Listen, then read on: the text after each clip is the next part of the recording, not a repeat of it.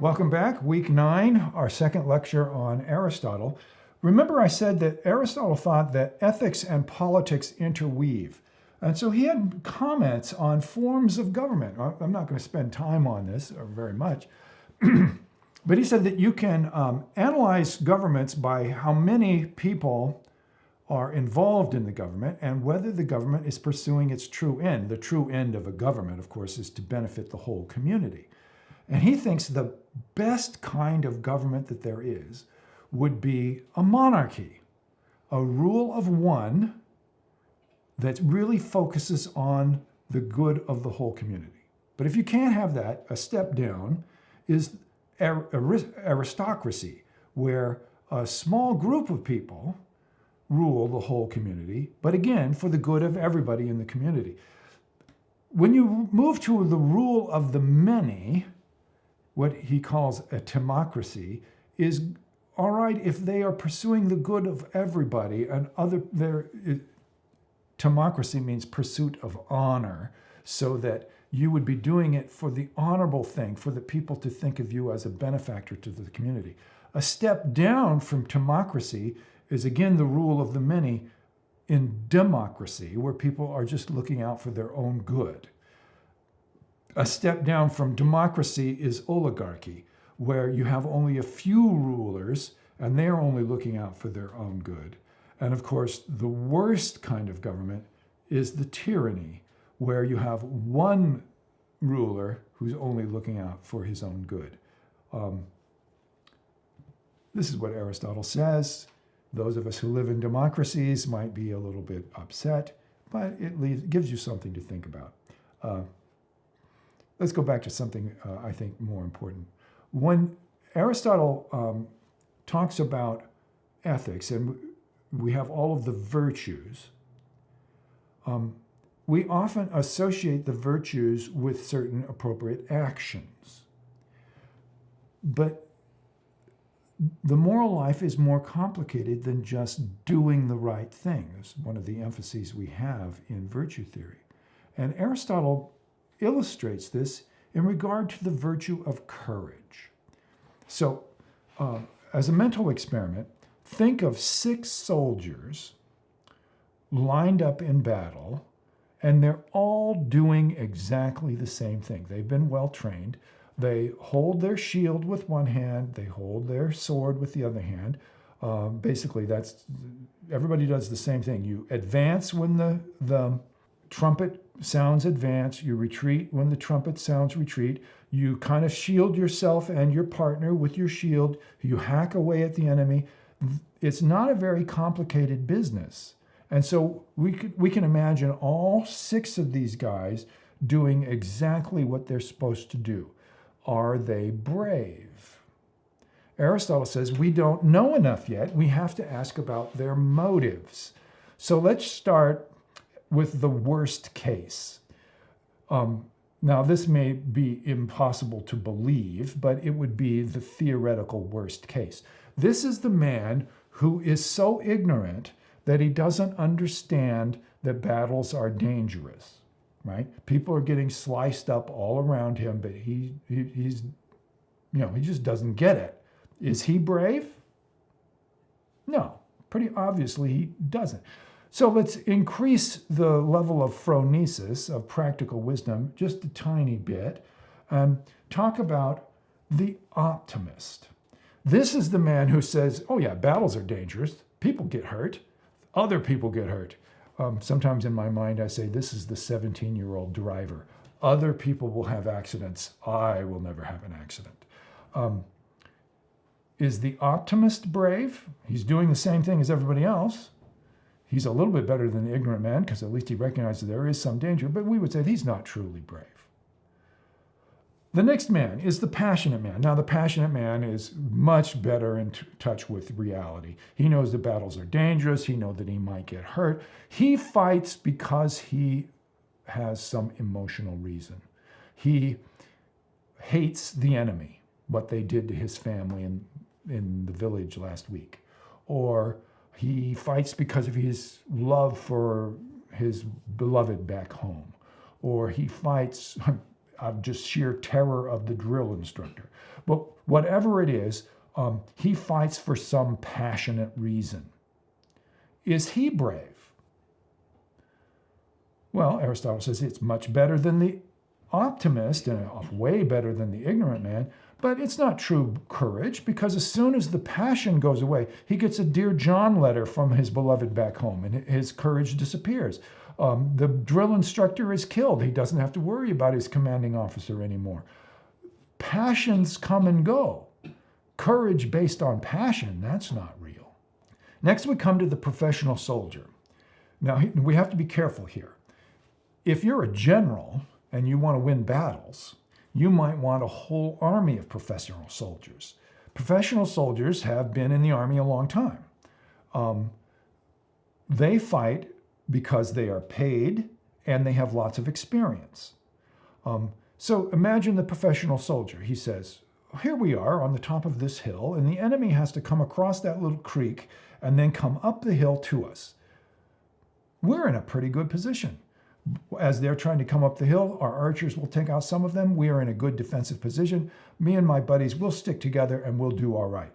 Besides, experience shows, when do most injuries in a battle come? When you start running, then you have no defense against the enemy. So we'll be fine. So he fights because he's been well trained, he's got experience, and he's going to get paid at the end of the day. Is that true courage? Suppose your really well-experienced soldier says, our stupid lieutenant right out of West Point has got us in a marsh, and we've got to go through the jungle, and they've got machine guns up on that hill. This is a really good day not to fight. Again, his courage might tell him, his experience, I should say, might tell him, this is not the time to face danger.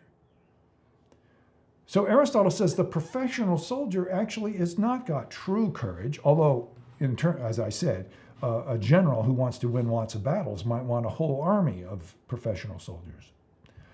Another step up, the highest level of non-courage or pseudo-courage, is that of the citizen soldier.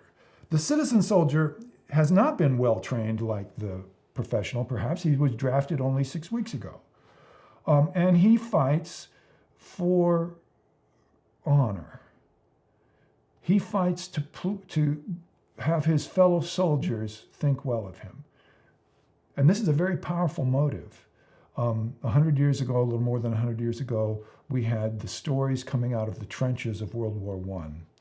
And you would have stories of men who were in the trench and they knew that when they jumped up out of the trench and they charged the enemy, the machine guns were going to kill them all. And yet they did it.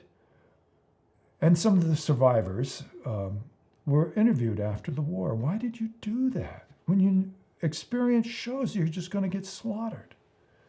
And they would say, I didn't do it for my king.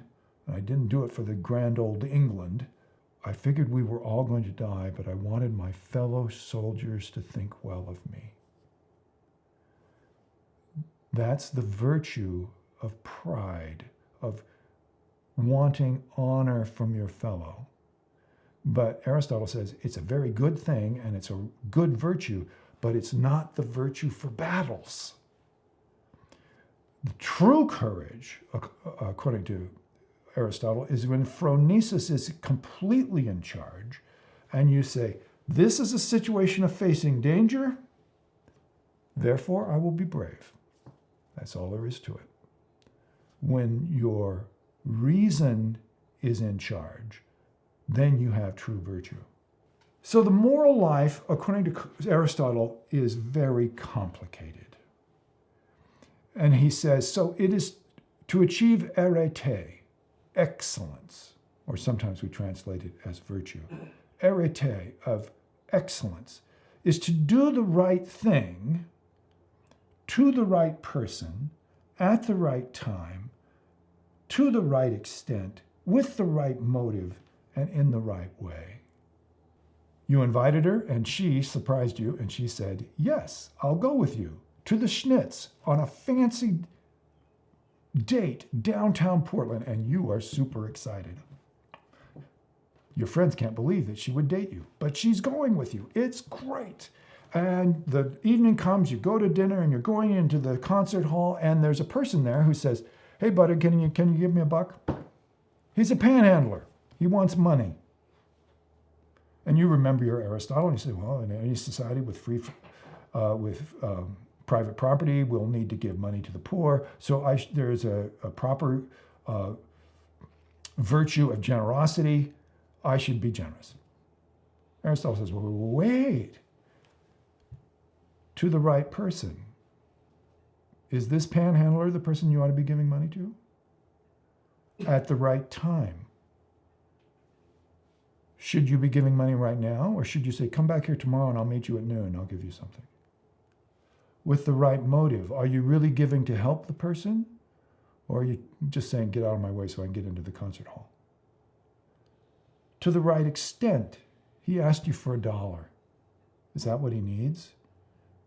Some people carry food vouchers and say, I'll not give you $1, but here's a food voucher. In the right way. Maybe you give something else. Doing the right thing can kind of be like a work of art, performance art. It's hard to pull it off. Aristotle says that everything has a purpose, a telos. My cup has the purpose of holding tea. It's a good cup if it holds tea well. My dry erase marker has the purpose of writing on my blackboard. Everything has a purpose. What is the human purpose? What is the human telos? Eudaimonia, or happiness. So how do we achieve happiness? Well, what are we especially fitted for? We can eat things, but cattle can eat things. We can run, but horses can run. We can grow, but even trees grow. What is it that human beings are fitted for?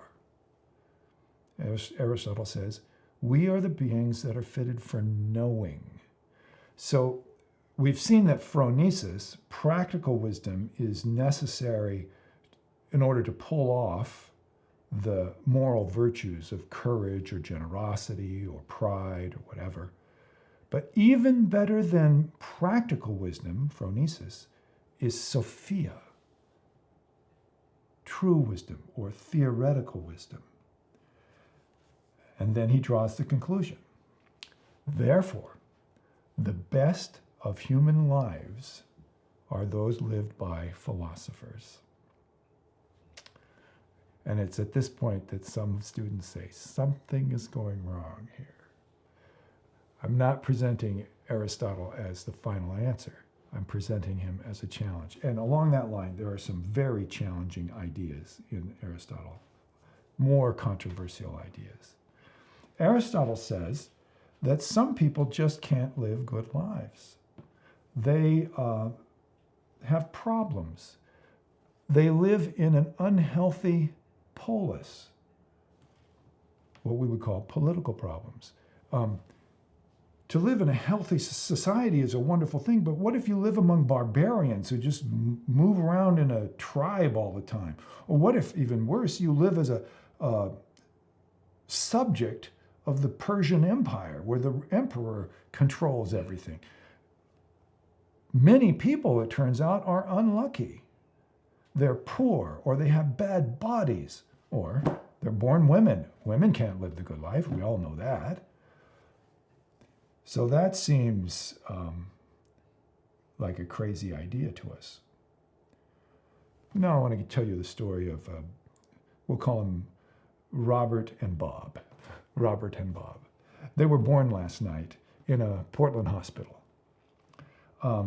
Robert is the son of George Fox graduates who have been looking forward to his birth for the last 5 years. He has grandparents on both sides who have been praying for him and love him, and he's going to go home from the hospital today.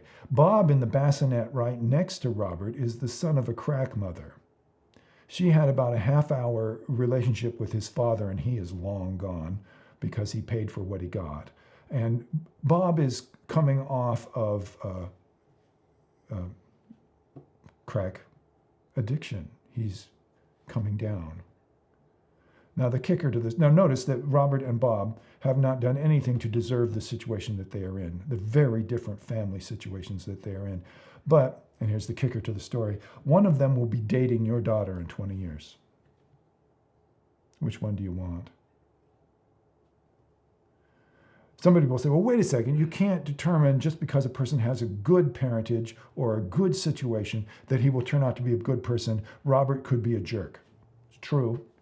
You can't say just because Bob has this horrible, unfair situation where his crack mother has kind of set him up for failure, he's going to be a bad person. He could be a wonderful person. It's true.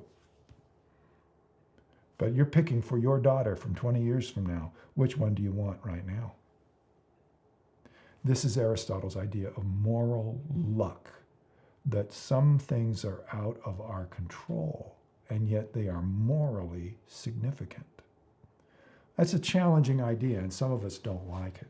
An even more challenging idea that we've already mentioned is he says that some people are naturally born to be inferior. They should be slaves.